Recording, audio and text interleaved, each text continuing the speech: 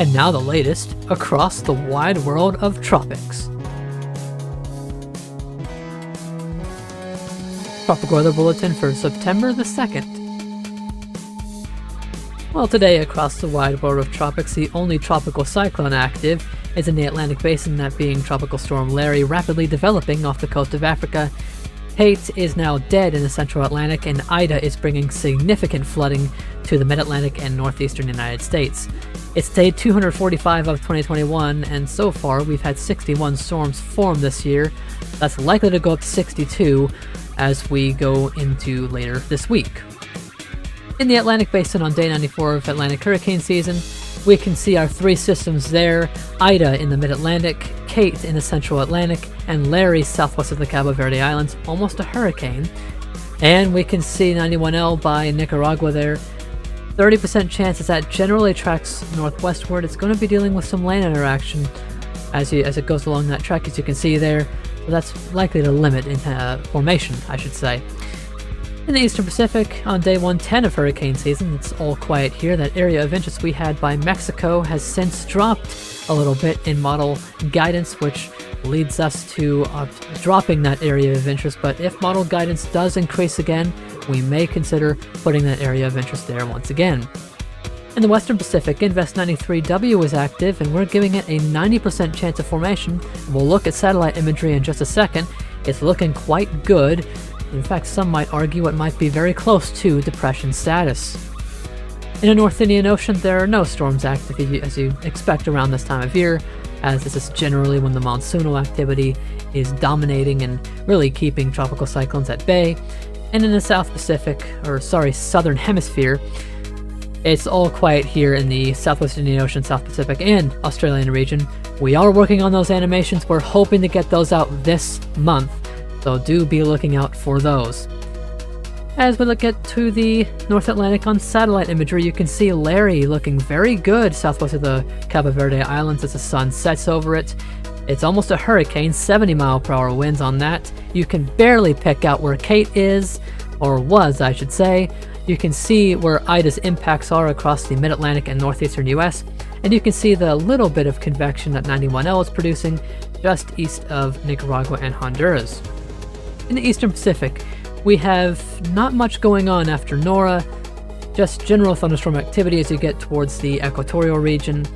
That's not much to see, maybe some thunderstorm activity over Mexico, but other than that, let's move to the Western Pacific, where you can see northeast of the Northern Mariana Islands. You can see 93W there. Very good circulation it looks like there, and pretty good convection firing around that center. So if that continues and it gets better organized, this may reach depression, maybe even storm status.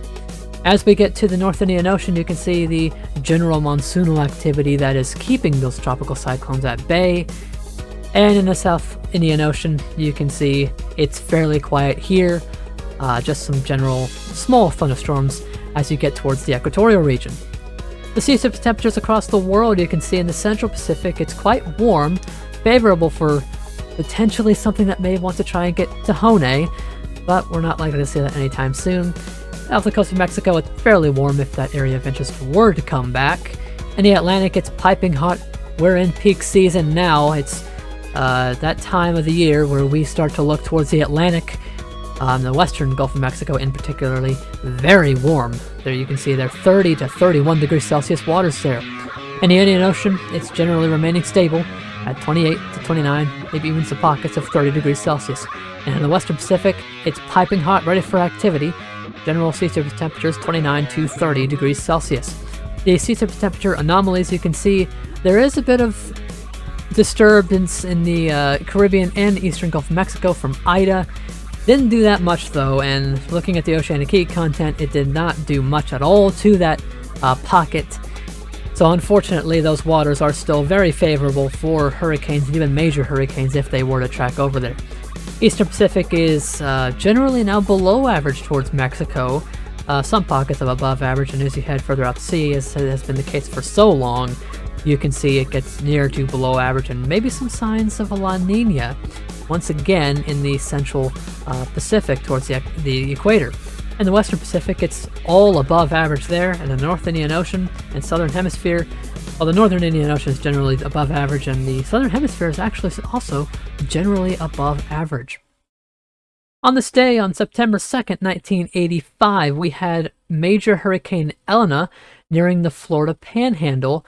This was a Category 3 on this day. I believe it was a high-end Category 3, and it would make landfall. I believe the location was near Panama City, maybe just east or west of there.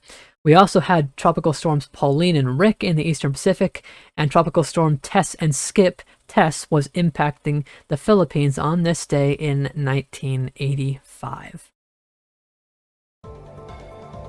Well, as we look at the naming list, the Atlantic has really seen a kick in activity. The next name, if 91L were to get there, would be Mindy, followed by Nicholas. In the Eastern Pacific, believe it or not, the next two names are Olaf and Pamela. And in the Central Pacific, we're still waiting on Hone and Iona.